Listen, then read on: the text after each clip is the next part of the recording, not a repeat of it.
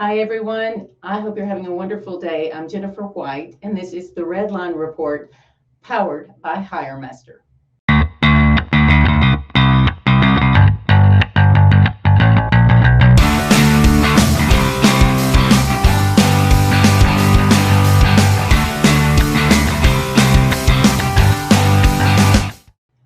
Inside the numbers this week, two ports located in Baltimore and Boston have been worked on tirelessly in preparation for growth and expansion. The Port of Baltimore is the largest importer and exporter for cars and heavy farm equipment in the U.S., and it greatly contributes to the economy in Maryland. As of right now, the Port of Baltimore generates nearly $3.3 billion in revenue, supporting 15,330 direct jobs, along with an additional 139,180 jobs connected to the port. The Conley terminal, located in Boston, received $850 million for new and improved infrastructure, and it will introduce 4 new direct services to the Port of Boston. The Deputy Port Director of Business Development at the Massachusetts Port Authority, Lauren Gleason, confirmed the port, which supports large ships, is ready to help to reduce port congestion in the U.S. Gleason was pleased to announce that current renovations are serving 2,500 new businesses throughout New England, including 3 ship-to-shore cranes that will service the 14,000 TEU vessels at the Boston Harbor dredging project, which is now complete. Both ports believe these massive investments will pay off in the upcoming decades. Earlier this week, Pete Buttigieg, the U.S. Transportation Secretary, spoke to the Congressional Committee regarding a new program the government is launching for younger drivers in the trucking industry. The apprenticeship program is designed to increase the number of drivers aged 19 to 20 and aims to respond to the ongoing workforce concerns of a shortage of drivers while encouraging highway safety. Since the pilot program was secured with the enactment of the $1 trillion Infrastructure Investment and Jobs Act, the House Transportation and Infrastructure Committee requested an update on the pilot program to ensure funds are spent appropriately.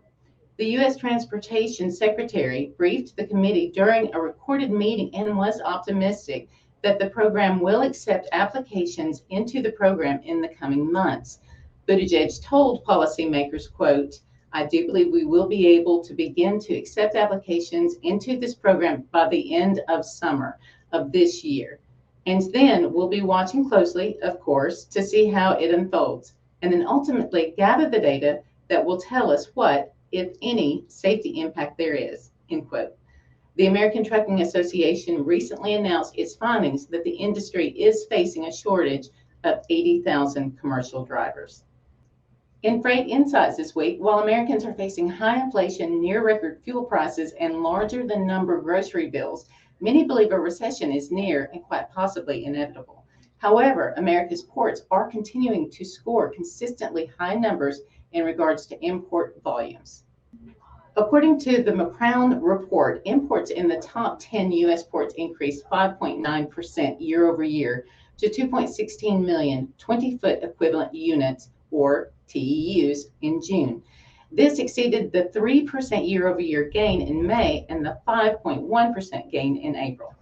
When comparing data collected pre-COVID, specifically June of 2019, import volumes in the top 10 U.S. ports were up 26.9%.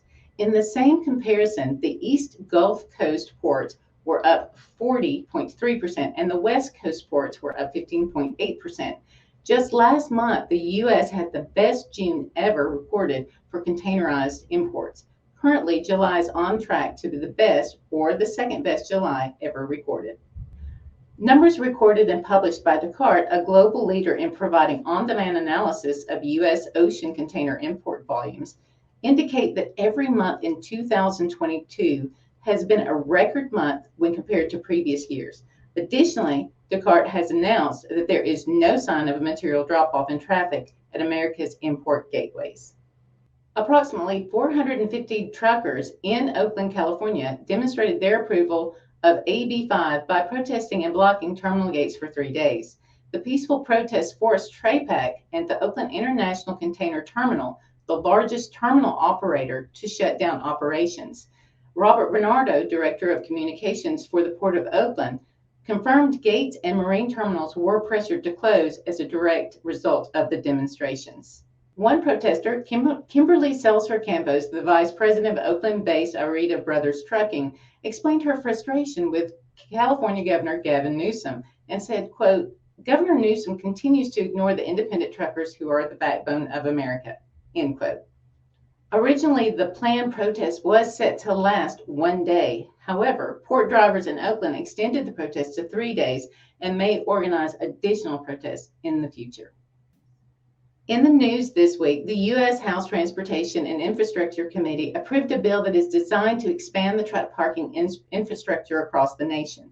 The president and CEO of the American Trucking Association, Chris Spear, praised congressional leaders for advancing legislation for several reasons. Spear explains that, quote, "The lack of safe and accessible truck parking is an issue that causes serious concern for our industry," end quote. The legislation would allow each state in the U.S. to participate in a grant program with a budget of up to $775 million over a 4-year period. The funds would go directly toward new truck parking projects. This includes expansion and enhancements like lighting, restrooms, and other security features.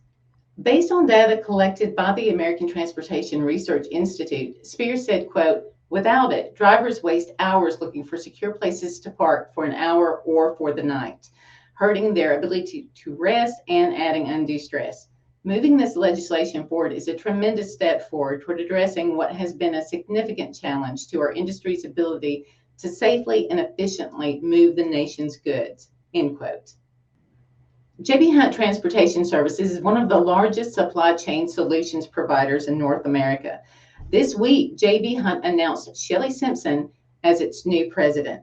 Over Simpson's 28-year career at J.B. Hunt, she has served 15 years in executive leadership. Most recently, she served as the Chief Commercial Officer and Executive Vice President of People and Human Resources, in addition to leading the international services and corporate marketing. The current Chief Executive Officer and member of the J.B. Hunt Board of Directors, John Roberts, will remain CEO and member of the board.